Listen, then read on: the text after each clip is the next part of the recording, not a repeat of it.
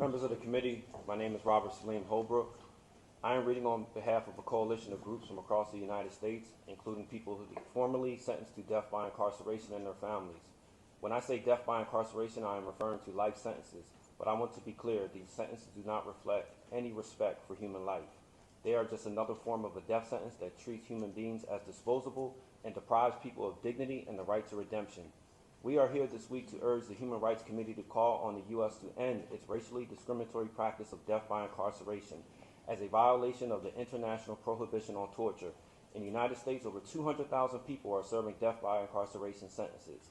It is not a coincidence that a majority of the people serving these sentences in the United States are people of color, because mass incarceration has its roots in the United States' origins in slavery and settler colonialism and treating non-white peoples as disposable.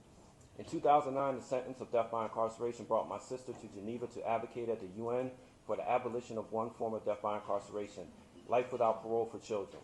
In 2014, this committee recommended that the United States abandon life without parole for children. My sister's advocacy and this committee's recommendation is part of the reasons why I'm here today after serving 27 years in prison as a child lifer. But the United States still engages in this practice. Fundamentally, it is urgent for the committee to go further.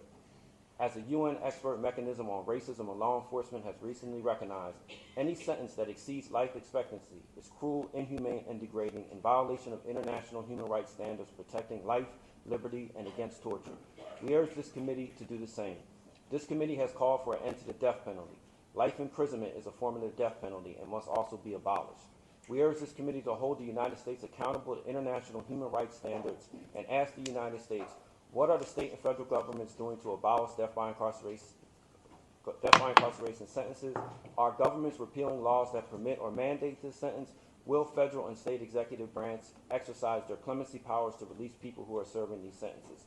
This demand for accountability is urgent to ensure our fundamental right to life and our right to be free from torture and racial discrimination at the hands of our government.